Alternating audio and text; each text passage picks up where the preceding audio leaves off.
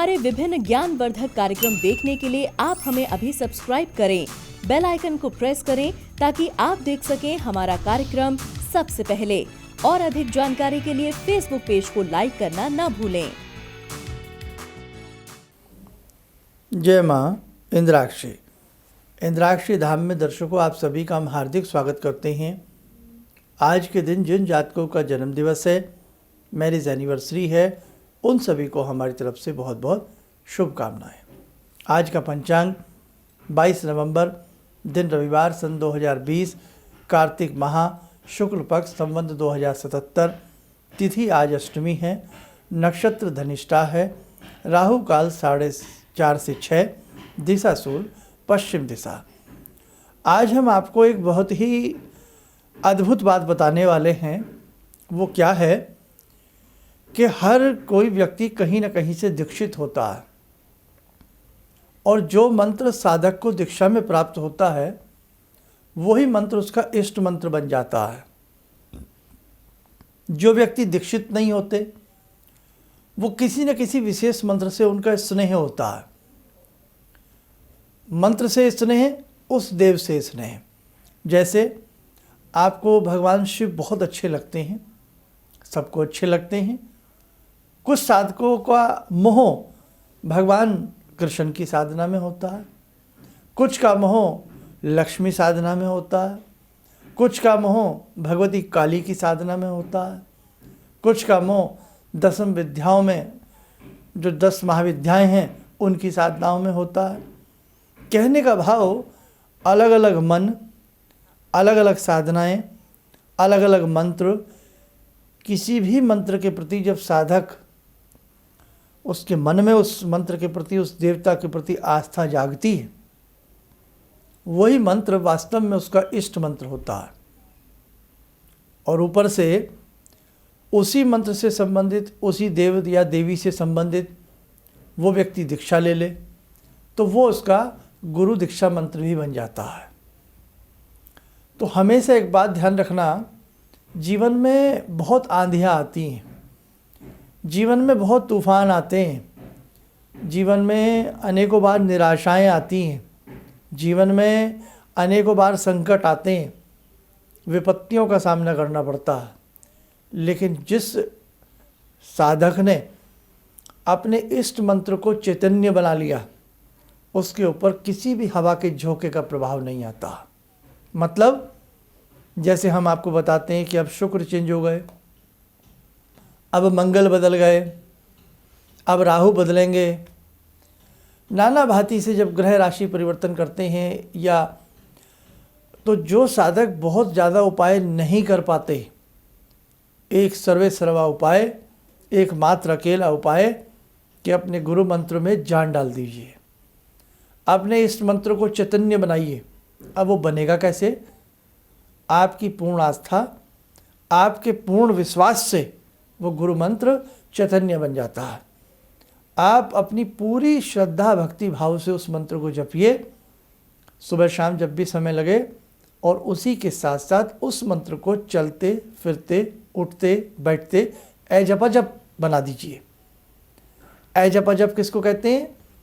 जिस मंत्र की कोई गिनती ना हो, जिस मंत्र को काउंटिंग करके ना जपा जा सके। बस हम जप रहे हैं, चल रहे हैं जप रहे हैं, रास्ते में जप रहे हैं, हम ट्रैवलिंग कर रहे हैं जप रहे हैं, हम आराम से बैठे हैं मंत्र जप रहे हैं। हमें पता ही नहीं लगता कब उस मंत्र का जागरण हमारे अंतर्मन में होने लगता है। जब ऐसी स्थिति साधक की आ जाती है तो वो मंत्र चैतन्यता के सोपान पर चला जाता है। और मैं आपको विश्वास नहीं, मैं आपको यकीन देता हूँ कि यदि ऐसा आप अपने जीवन में करने लग जाएंगे ना, आपको किसी बाह्य साधना की आवश्यकता नहीं पड़ेगी, आपको किसी अन्य उपाय की आवश्यकता नहीं पड़ेगी। लेकिन ऐसा हर साधक से नहीं होता। हमारा मन अनेकों बार भटक जाता है, गुरु मंत्र के प्रति कई बार अनेकों बार आस्था विहीन हम हो जाते हैं। अनेकों बार जिस देवता के प्रति हमारी भक्ति होती है, कई बार कई साल तक उस देवता के प्रति हम भक्ति छोड़ बैठते हैं। क्यों? ऐसा दो बातों पर हम ज़्यादा करते हैं। या तो हम बहुत ज़्यादा व्यस्त हो जाते हैं, भगवान हमें इतना व्यस्त कर देते हैं, इतना माला माल कर देते हैं कि साहब हम ध्यान ही नहीं रखते किसी चीज़ का। एक तो तब हम ये मतलब एक तरह से गलत काम कर देते हैं, भूल जाते हैं भगवान को। दूसरी बात, या हमारे काम बहुत ज़्यादा बिगड़ने लग जाएं कि आप बहुत अच्छी भक्ति कर रहे हैं, आप बहुत अच्छी भावना कर रहे हैं और आपके काम बिगड़ रहे हैं। साहब बच्चा फेल हो गया, साहब हमारी टांग टूट गई, हमारे दांत टूट गए, हम बीमार हो गए, हमें नुकसान हो गया, हमारी लॉटरी नहीं निकली, हमारा घर नया नहीं बना। यही होती हैं हम आजकल की जो हमारी आम समस्याएं हैं। हम स्कूटी से कार नहीं ले पाए, तो साहब ये सारे एहसान हम भगवान पर थोप देते हैं और उसके बाद भी हम भक्ति छोड़ देते हैं। तो ये बड़ा अनर्थ हम लोग करते हैं अपने आत्मा के साथ। आत्मा के साथ करते हैं तो ही परमात्मा नहीं मिल पाते। आत्मा के साथ न्याय होगा तो परमात्मा मिलेंगे। हम शरीर का ध्यान रखते हैं, हम कपड़े लत्ते का ध्यान रखते हैं, हम रोटी खाने का ध्यान रखते हैं, हम धन कमाने का ध्यान रखते हैं, लेकिन परमार्थ कमाने का हम ध्यान नहीं रखते।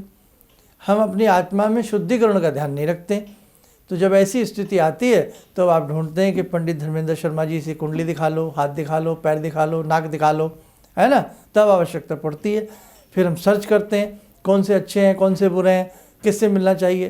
तो ये नाप तोल में जीवन निकल जाता है और जब जीवन की आखिरी डोर आती है, गर्दन हिलने लगती है, हाथ कांपने लगते हैं, फुस दनी प्राण निकल करके चले जाते हैं। इसलिए समय रहते जाग जाइए।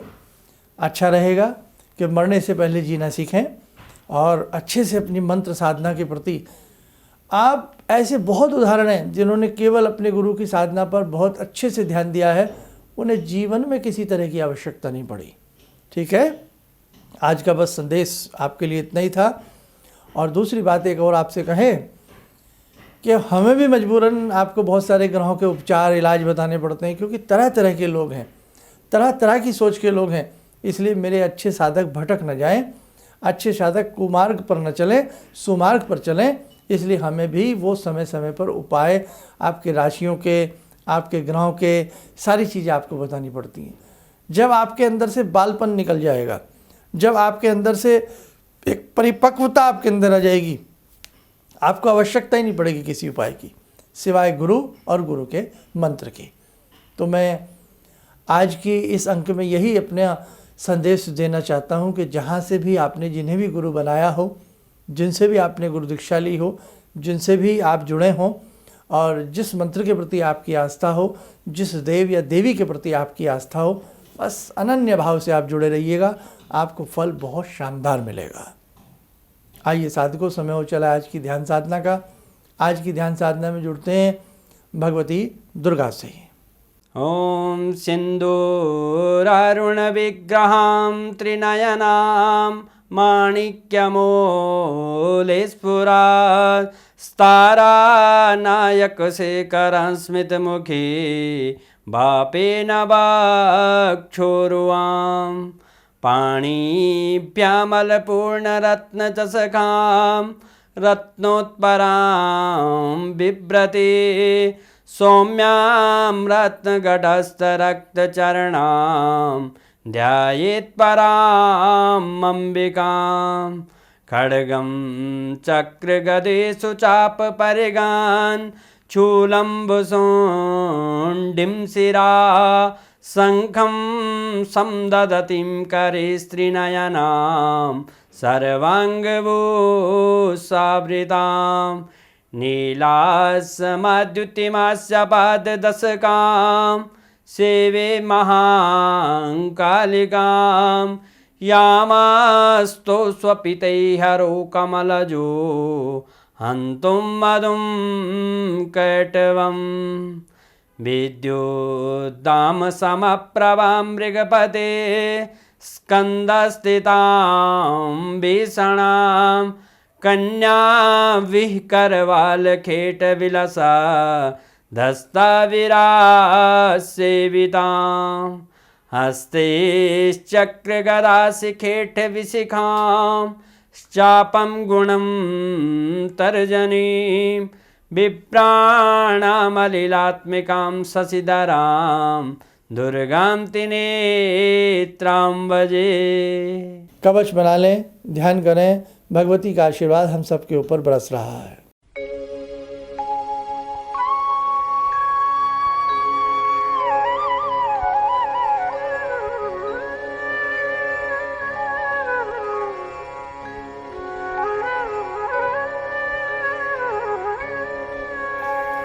ओम बोलते हुए नेत्र खोलें, सामान्य हो जाए। बहुत शुभ बेला आने वाली है। हमने सबने कहा कि हम इस महीने कार्तिक माह में अच्छे से दीप जलाएंगे। बहुत लोगों ने हमें कमेंट बॉक्स में अपना नाम, नंबर, सारी चीज़ें भेजी हैं।